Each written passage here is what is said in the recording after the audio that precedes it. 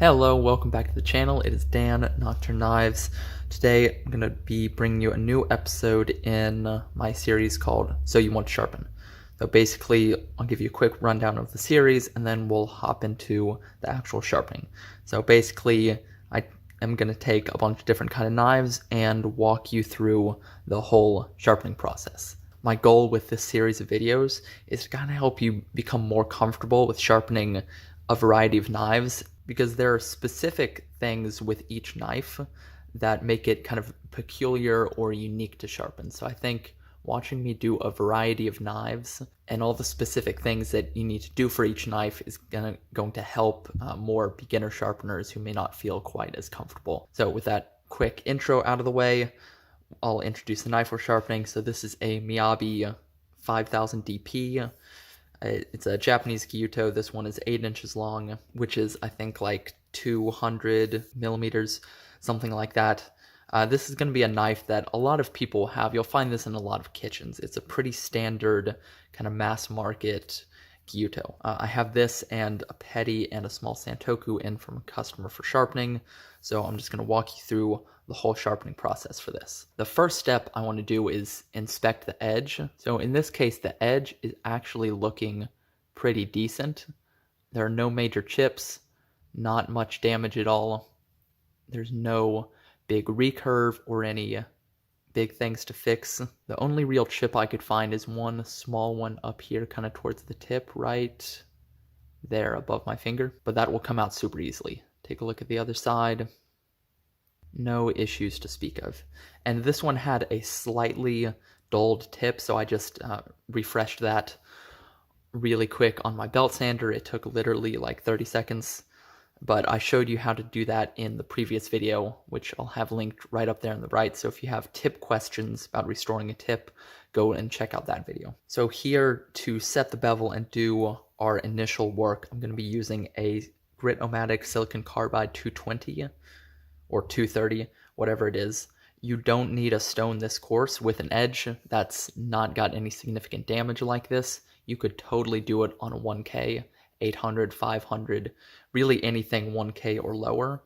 The only difference there will be how long it takes you. It'll take you a little bit of time on 1K, but it should be no problem at all, especially with how thinly this is ground. That's one of the nice things about Japanese knives is they're really thinly ground, so it's going to be a bit easier and faster than most Western knives. So I've had the stone soaking for a while. Again, the soaking is going to depend on exactly what your stone is. So on my edge, take Sharpie, color the edge. Now I'll be able to see where I'm removing metal, and let's get into it. I'm going to do this at a pretty low angle, like 12, 15 degrees, something in that range. And that's going to be good for most Japanese knives. Western knives, you probably want to go 15, somewhere between 15 and 20.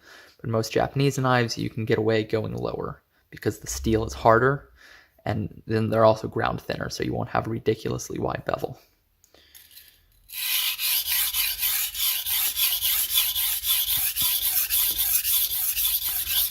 For my grip on this, I'm just pretty much using my standard sharpening grip. So you take it in a pinch grip, thumb goes up here on the face of the blade by the heel, second hand 2 or 3 fingers moving along the blade right above the edge. I have a video all about grip during sharpening linked up in the top right.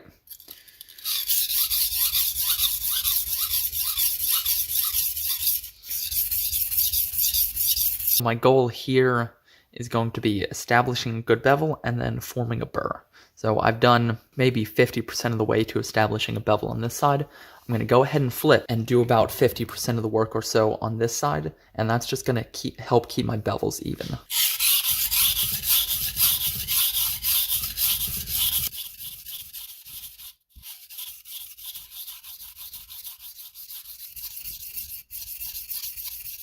I'm now starting to form a burr in some places along the edge. I have some back here, some up towards the tip.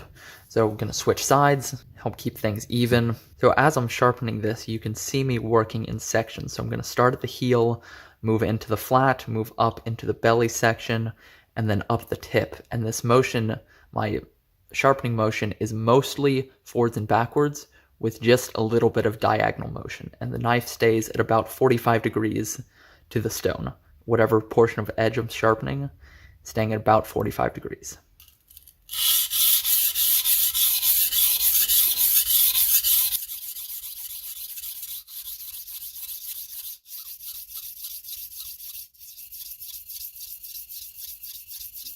At this point, I have good solid burr up here in the tip and good solid burr back here at the heel. I'm just missing this middle section, so that's what I'm going to concentrate on just a little bit. We'll flip, do a couple passes, move up in the grit progression.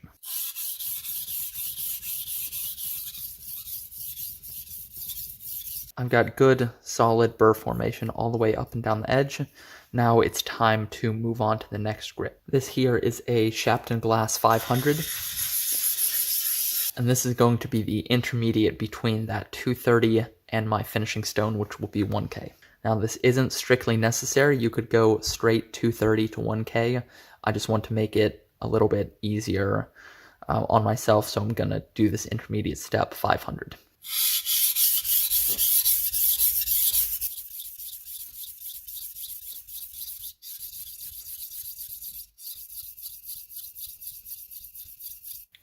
Things like this Gyuto are very nice to sharpen because they have a very flat profile. So there's minimal belly you need to deal with. So on this one, even though there is just a little bit of that belly, you still need to compensate somewhat. So as you're coming into this belly section towards the tip where it curves, you're going to just raise your elbow. The motion of your elbow follows the curve of your knife. You can imagine it like this. If you were to put your knife flat on a board and rock it back and forth, that's the amount that you're raising and turning the blade. So as I come in here, raising my elbow up to match the edge. And that's going to help keep that angle consistent throughout the entire blade. Because if you didn't raise your elbow at all, your angle would get way too low out here at the tip.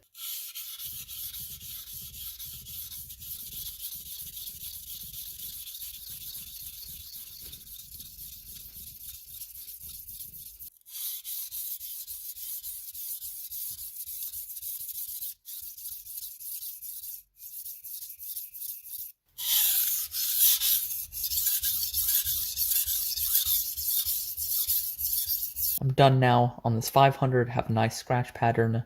I've cleaned up all those 230 scratches, so it's time to move on to the 1K finishing. This is a Nagura. It's just a small whetstone that you use to kind of clean off, and this has been soaking for quite a while now. This is a Suhiro Serax 1K.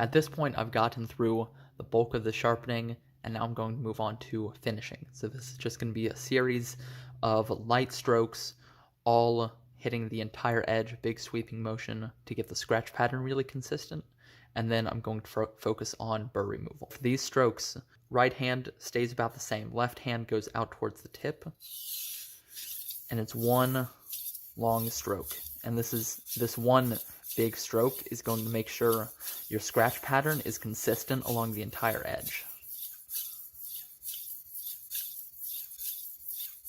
Switch to the other side, left hand goes pinch grip, right hand up towards the tip.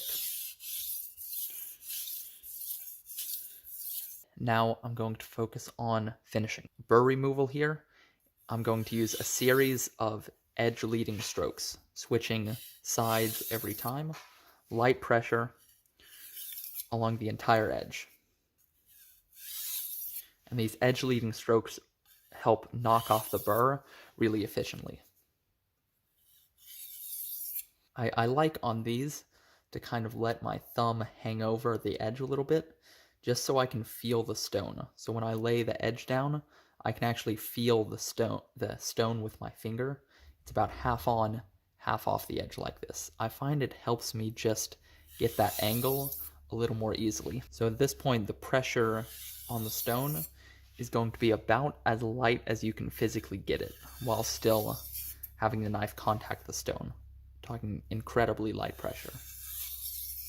Now what's important here is maintaining the angle that you've been sharpening at. Otherwise, you won't really be removing the burr. If your angle gets, say, too low, then you'll just hit the shoulder of your bevel and you won't actually do anything to the burr. You have to make sure you're maintaining your angle. One thing you can play with is raising your angle slightly, just like 1 degree, maybe 2 degrees on these edge leading passes, and that will definitely help knock the burr off more efficiently. I don't really like to do that, but I'm pretty good at controlling my angles, so that's kind of going to be a personal preference. If you're not as good as that at controlling your angles, maybe try just a degree or 2 on these edge leading strokes. And one way I like to feel if there's a burr is take your 3 fingers and just run them lightly along the edge. And you'll feel the burr, it'll feel really catchy and grabby, like as if the edge was really coarse, but in reality you're just feeling that burr hanging off the edge. So I can feel just a little bit of burr hanging off this edge still. So I'm going to do a couple more strokes. And the number of strokes you do here is going to be determined by when you remove your burr. Okay, that feels better. Now after that, I'm going to do a couple of edge trailing strokes. Single side, 1 per side, just super light pressure again, edge trailing, and it's going to help refine and kind of restore that apex after we remove the burr. On these, I kind of like to let my support hand glide along the blade wherever the edge is contacting the stone instead of keeping it in one place, but you could also just keep it up here at the tip. I find letting my support hand glide across the blade helps me maintain a little bit more control, and I can kind of pinpoint which part of the edge is contacting the stone. Now this is the real test of how well you deburred, is can you go and perform any of your standard slicing tests, sharpness tests. So in this case, it seems like I did a pretty good job of deburring. You'll know you did good if you can go straight from the stone to slicing paper. This is phone book paper, but whatever you want to slice, printer paper, magazine paper is really good for testing edges. But that's one way you'll know you did a good job deburring, is you can go straight off the stone to slicing some flimsy paper like this.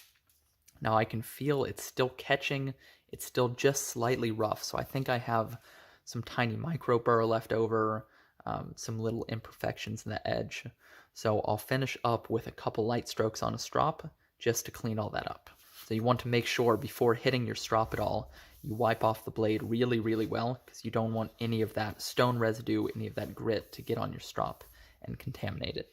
I have 1 micron on leather here, and I'll put a link in the description to go and buy some strops that I make. I sell them on my website if you're interested. I also sell diamond compound. And this is my favorite way to finish an edge and maintain my edges. I'll also link a video in the description I did all about stropping. So I'm just doing this at the same angle I was sharpening at. I'm going to do maybe 5 or 6 passes per side. Just very light pressure, all edge trailing, of course. And let's see what I got. Yeah, that feels much better. That's really, really sharp now. Hopefully you can hear this, but as it's going through the paper, making very little noise. You're not having roughness or catching. And you can see it's sharp all the way from tip down to the heel. Sharp across the entire blade. Another good test you can do is some paper towel. So if you can slice a paper towel like that, that's a good sign you have a nice, clean apex and a lot of slicing aggression. Because if you have any burr left over, it will catch on the paper towel really readily and kind of rip the paper towel. But if you have all that burr removed and a nice, still crispy, aggressive apex, you can easily cut through paper towel. And you can see this just gliding through like it's nothing. I can kind of do a little S cut there. So this is very, very sharp. This is everything I wanted out of this edge. I finished the edge to 1K, as I mentioned previously, which is going to be a really good kind of neutral grit for most things. It's high enough grit that you'll have a nice refined edge, but it's low enough grit that you'll still have plenty of cutting aggression, say into soft vegetables, tomatoes, peppers, stuff like that. Like a 1K edge will go through a tomato really well, and it'll bite into the skin on a pepper, like a bell pepper. So it's a really good kind of neutral grit. I don't really like to go below 1K. I've tried a 500 grit edge before, and it was just too coarse. It felt really rough going through onions and stuff like that. So I wouldn't really recommend going that low for most people. And above 1K is good depending on what you're cutting and how you like to cut. It's also going to depend on the knife. But above 1K, I just felt like I lost a little bit of cutting aggression. So I think this is a great neutral grit, splitting the difference between coarse and fine. Going to be really good for most people. I think that's all I have for today. I hope you enjoyed the video. I hope you found it interesting. And if you did, you want to see more videos like that, if you have any suggestions for what you want me to sharpen on a video like this, a walkthrough sharpening like this, go down in the comments and give me a suggestion, and I'll see if I can find that kind of knife, see if I can rustle one up either from myself or a customer or a friend and make a video all about sharpening it. Would love to hear your suggestions, ideas, and your thoughts in the comments below. And then while you're down there, don't forget to hit that like button, subscribe button. I definitely appreciate it. Thank you for watching, and I will catch you on the next one.